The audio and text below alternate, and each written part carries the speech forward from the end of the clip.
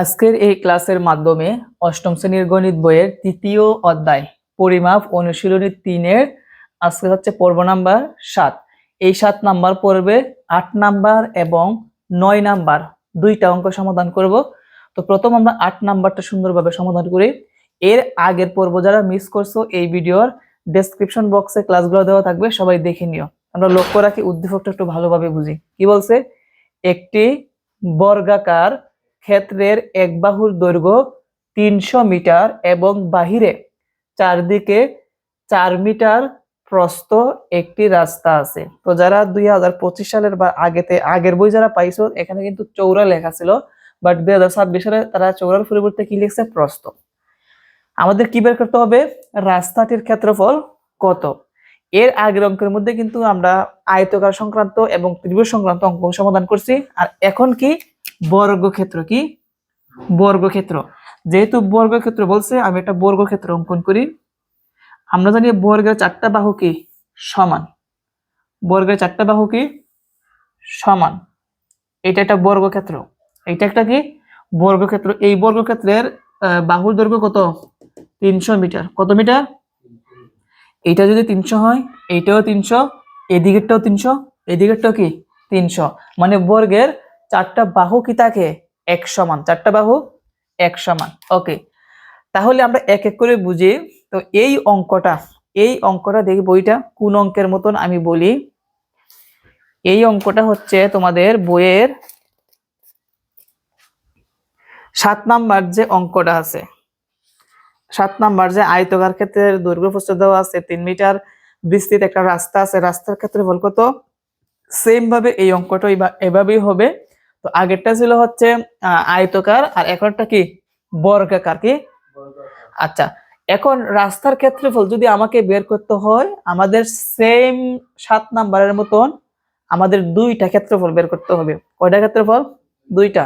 একটা হচ্ছে বর্গাকার ক্ষেত্রের ক্ষেত্রফল, একটা কি? বর্গাকার ক্ষেত্রের ক্ষেত্রফল। আচ্ছা, আমরা একটা ক্ষেত্রফল আগে বের করি, তারপর আরেকটা ক্ষেত্রফল বের করব। সমাধান। প্রথমে আমরা লিখব দেওয়া আছে। দেওয়া আছে। কি দেওয়া আছে? বর্গাকার ক্ষেত্রের এক বাহুর দৈর্ঘ্য। তাহলে লিখব বর্গাকার এক বাহুর দৈর্ঘ্য।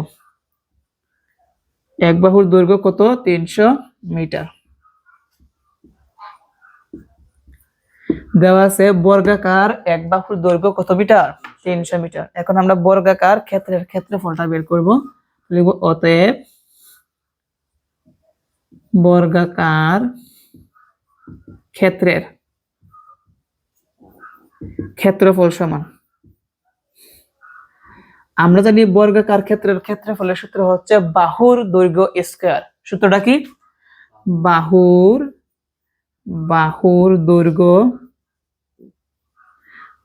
দৈর্ঘ্য কি? স্কয়ার। আর ক্ষেত্রফল সবসময় কি হয়? বর্গ একক সমান। তো এটাকে আরেকভাবে লেখা যায়, বাহু গুণ বাহু লেখা যায়। কিভাবে লেখা যায়? বাহু গুণ বাহু অথবা বাহুর দৈর্ঘ্য স্কয়ার। এখন বাহুর দৈর্ঘ্য কত? 300। উপরে কি আছে? স্কয়ার। বর্গ একক মানে আমরা কি লিখব? মিটার। এখন যদি আমরা 300 কে স্কয়ার দেই,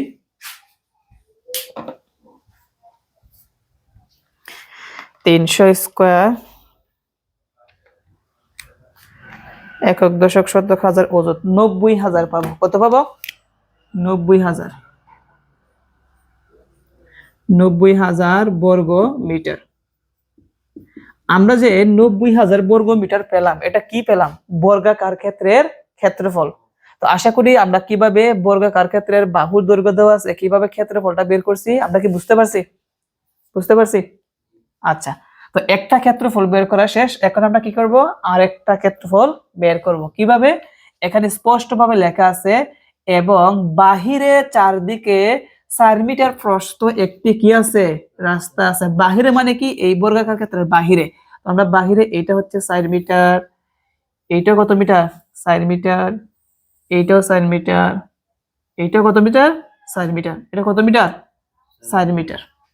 এইটা 4 মিটার, এইটাও 4 মিটার, এইদিকেও 4 মিটার, এইদিকে, মানে চতুর্দিকে কয় মিটার? 4 মিটার প্রস্থ একটি কি আছে? রাস্তা আছে। আর যদি বলতো বাহিরের পরিবর্তে যদি ভিতরে বলতো, তাহলে এই বর্গাকার ভিতরে এইভাবে এদিকে কিন্তু আমাদের রাস্তাটা হতো। বুঝতে পারছি? ওকে। আচ্ছা, এখন আমরা কি বলছিলাম, আরেকটা ক্ষেত্রফল বের করতে হবে, সেটা হচ্ছে এই বর্গাকার ক্ষেত্র সহ রাস্তা নিয়ে, রাস্তা সহ বর্গাকার ক্ষেত্রের ক্ষেত্রফল বের করতে হবে। কি বের করতে হবে? রাস্তা সহ বর্গাকার ক্ষেত্রে কি বের করতে হবে? ক্ষেত্রফল বের করতে হবে। এই ক্ষেত্রফল বের করার পর যদি আমরা বর্গাকার ক্ষেত্রফলটা বিয়োগ দিয়ে দেই, তাহলে আমরা কি পাবো? রাস্তার ক্ষেত্রফল পাবো। তাহলে এখন আমরা কি ক্ষেত্রফল বের করব? এই রাস্তা সহ এই বর্গাকার ক্ষেত্রের দুইটা একসাথে একটা ক্ষেত্রফল বের করব। তো রাস্তা সহ বর্গাকার ক্ষেত্রের ক্ষেত্রফল বের করতে হলে আগে রাস্তা সহ বর্গাকার ক্ষেত্রে কি বের করতে হবে? বাহুর দৈর্ঘ্য। কি বের করতে হবে? তাহলে আমরা লিখব রাস্তা সহ বর্গাকার এক বাহুর দৈর্ঘ্য, এক বাহুর দৈর্ঘ্য। আগে বর্গাকার বাহুর দৈর্ঘ্য কত ছিল? 300। যেহেতু রাস্তা সহ সেজন্য কি হবে? যোগ। এদিকে 4, এদিকে 4, 4 4 কত হয়? 8। আমরা এভাবে লিখবো 4 গুণ 2, কারণ 4 কে 2 দ্বারা গুণ করলে কত হবে? 8 আসবে মিটার। এখন 300 যোগ 4 দুগুণে কত হবে? 8 মিটার। 300 আর 8 মিলিয়ে কত হবে? 300 তো 8 মিটার। তাহলে কিন্তু আমরা রাস্তা সহ বর্গাকার এক বাহুর দৈর্ঘ্য বের করলাম। এখন আমরা কি বের করব? রাস্তা সহ বর্গাকার ক্ষেত্রের ক্ষেত্রফল। অতএব রাস্তা সহ বর্গাকার ক্ষেত্রের ক্ষেত্রফল। তো আমরা জানি ক্ষেত্রফলের সূত্র কি? বাহুর দৈর্ঘ্য স্কয়ার। বাহুর দৈর্ঘ্য কত পেলাম? 308, উপরে কি হবে? স্কয়ার। এখন 308 কে আমরা স্কয়ার করব। 308 স্কয়ার পাবো হচ্ছে 94,864 বর্গ মিটার। এখন হচ্ছে আমাদের গুরুত্বপূর্ণ বিষয়। এখন কি আমাদের গুরুত্বপূর্ণ কথাটা হচ্ছে এই রাস্তা সহ এই বর্গাকার ক্ষেত্রের সম্পূর্ণটা মিলাইয়া আমরা ক্ষেত্রফল কত পেলাম? 94,864 বর্গ মিটার। এখন এই ক্ষেত্রফল থেকে আমরা যদি শুধু এই বর্গাকার ক্ষেত্রের এই ক্ষেত্রফলটা যদি বাদ দিয়ে দেই, এই অংশটুকু যদি আমরা বাদ দিয়ে দেই, তাহলে আমরা রাস্তার ক্ষেত্রফল পাবো। কি পাবো? রাস্তার ক্ষেত্রফল। এই জন্য আমরা এই ক্ষেত্রফল থেকে এই ক্ষেত্রফল কি করব? বিয়োগ করে দিব। কি করব? বিয়োগ করে দিব। তো আমি চিত্রটা মুছে দিচ্ছি। চিত্রটা অবশ্যই লিখতে হবে। এদিকে লিখি।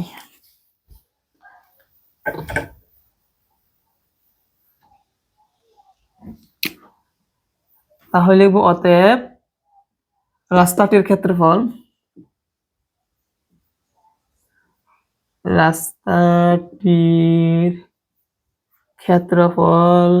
সমান, বিয়োগ করতে হবে কত থেকে? 94,864 বিয়োগ কত হাজার? 90,000 বর্গ মিটার। দেখা যাচ্ছে কি? একটু দেখা যায় না, ঠিক করতে হবে। ওকে, এটা হচ্ছে বর্গ মিটার। এখন এই দুইটা আমরা বিয়োগ করে দিই। 94,864 থেকে যদি আমরা 90,000 বিয়োগ করি, তাহলে আমরা পাবো হচ্ছে 4,864 বর্গ মিটার পাবো। আর এটি হচ্ছে কি? আমাদের রাস্তাটির ক্ষেত্রফল। তাহলে আমরা লিখতে পারি অতএব রাস্তাটির ক্ষেত্রফল 4,864 বর্গ মিটার। এটাই আমাদের উত্তর।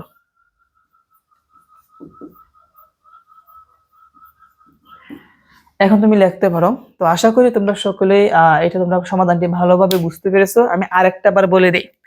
প্রথমত বর্গাকার এক বাহুর দৈর্ঘ্য দেওয়া আছে। আমরা বর্গাকার ক্ষেত্রের কি বের করছি? ক্ষেত্রফল। সূত্র কি?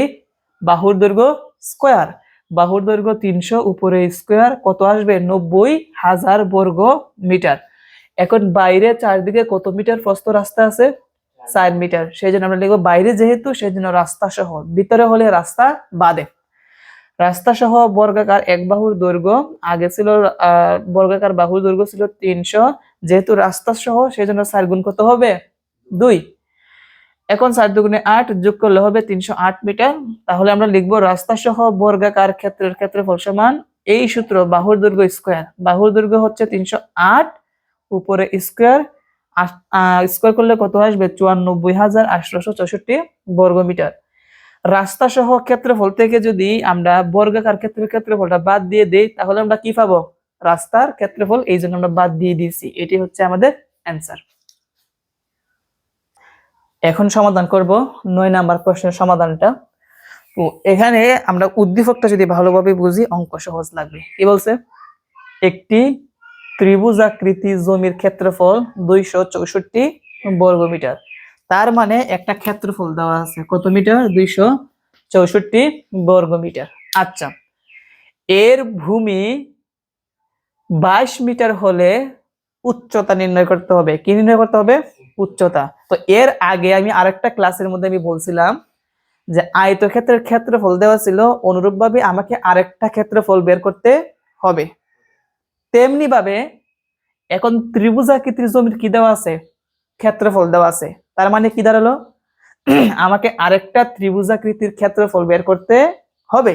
তাহলে ক্ষেত্রফল কয়টা হবে 2টা, একটা হচ্ছে প্রশ্নে দেওয়া আর একটা আমরা বের করব। প্রশ্ন মতে একটা সমান কি আরেকটা লিখলি এখান থেকে আমরা কি পাবো উচ্চতা পাবো। তার আগে উদ্দীপকে কি কি দেওয়া আছে আমরা এগুলো আগে লিখি। দেওয়া আছে কি দেওয়া আছে ত্রিভুজাকৃতি জমির ক্ষেত্রফল,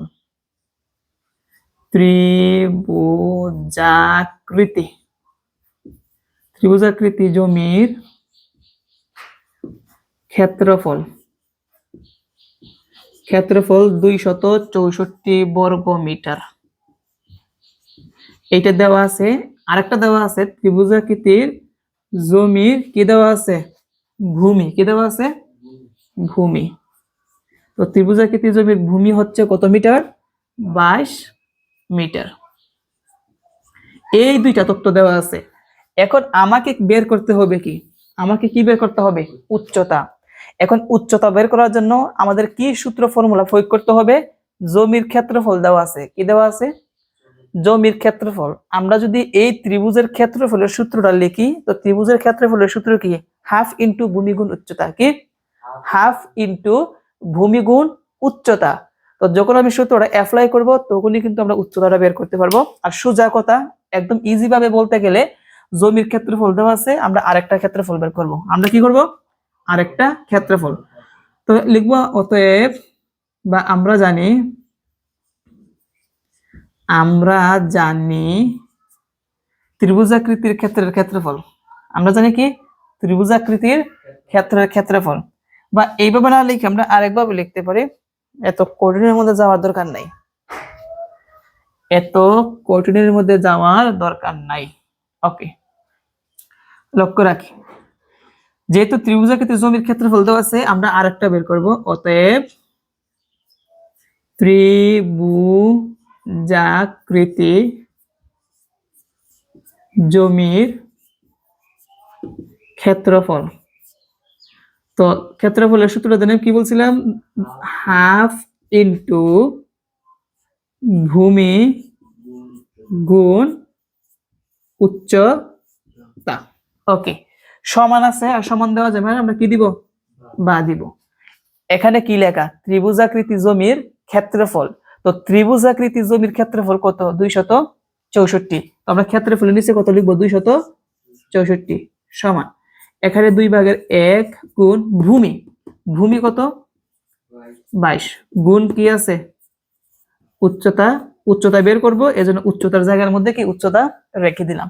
এখানে কাটাকুটি করা যায়, 2 22 এর মধ্যে কয়বার যায় 11 বার যায়। কতবার যায় 11।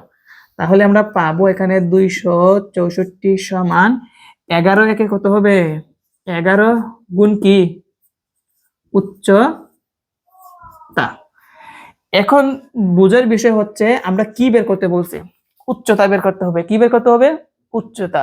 তো যার মান বের করব সেটা থাকবে কি সমানের বাম দিকে। কোথায় থাকবে? সমানের বাম দিকে। এই জন্য আমরা সম্পূর্ণ অংশ বাম দিকে আনবো, আর এই পাশের সম্পূর্ণ অংশ কোন দিকে আনবো? ডান দিকে আনবো। তাহলে মনে রাখবা, সম্পূর্ণ অংশ যদি আমরা পক্ষান্তর করে এক পাশ থেকে আরেক পাশে নেই তাহলে চিহ্নের কোনো পরিবর্তন হয় না। চিহ্নের কোনো পরিবর্তন হয় না। তাহলে 11 গুণ উচ্চতা সমান হচ্ছে কত? 264। বা আমরা কিসের মান বের করব? উচ্চতা। তাহলে আমরা এখানে শুধু উচ্চতাটা রেখে দিব, উচ্চতা সমান 11 কিন্তু উচ্চতার সাথে কি হিসাবে আছে? গুণ। আমরা যদি সমানের ডান দিকে নিই তাহলে কি হবে? ভাগ। তাহলে আমরা ভাগ দিলাম, 11 যাবে কোথায়? নিচে, আর 264 কোথায় যাবে? উপরে।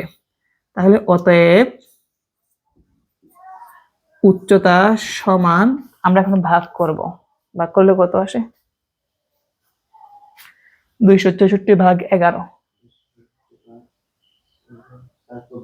24 মিটার। এগুলো কিন্তু মিটারে আছে, এই জন্য মিটার। প্রশ্নে বলছে উচ্চতা কত, আমরা উচ্চতা কত পেলাম? 24 মিটার। তাহলে আমরা বলতে পারি অতএব উচ্চতা, বা এভাবে লিখতে পারি অতএব ত্রিভুজাকৃতির জমির উচ্চতা। কি লিখতে পারি? এভাবে সংক্ষেপও লিখতে পারো বা এভাবে লিখতে পারো, ত্রিভুজাকৃতি জমির উচ্চতা কত মিটার? তো এখানে জায়গা দিবেন, আমি নিচে লিখলাম 24 মিটার। এটা হচ্ছে আমাদের উত্তর। আমি আবার বলি প্রশ্নটা। প্রথমে দেওয়া আছে ত্রিভুজাকৃতির জমির ক্ষেত্রফল এত, আর ভূমি দেওয়া আছে কত? 22। যেহেতু ক্ষেত্রফল দেওয়া আছে আমরা ক্ষেত্রফলের সূত্র লিখবো। আমরা লিখলাম ত্রিভুজাকৃতির জমির ক্ষেত্রফলের সূত্র হচ্ছে 2/1 বা হাফ। কি বলতে পারি? হাফ গুণ ভূমি গুণ উচ্চতা। এখন জমির ক্ষেত্রফল হচ্ছে 264, হাফ ভূমি 11, উচ্চতা 2। 11 মধ্যে 22 মধ্যে কয়বার যায়? 11 বার। 264, 11 11 গুণ হচ্ছে উচ্চতা। যেহেতু আমরা উচ্চতার মান বের করব, এই জন্য আমরা পক্ষান্তর করব, সম্পূর্ণটা নিব বাম দিকে, আর বাম দিকেটা নিয়ে আসবো কি ডান দিকে। 11 আছে গুণ, এই পাশে গেলে কোথায় চলে যাবে? ভাগ হিসাবে নিচে যাবে। আর ভাগ করলে কত পাবো? 24 মিটার। তাহলে আমরা উচ্চতা কত পেলাম? 24 মিটার। এটাই হচ্ছে আমাদের অ্যান্সার। তো আশা করি আজকের ক্লাসের মাধ্যমে তোমরা 8 নাম্বার এবং 9 নাম্বার প্রশ্নের সমাধানগুলো ভালোভাবে বুঝতে পেরেছো। তো এই পর্যন্তই, সবাই ভালো থেকো।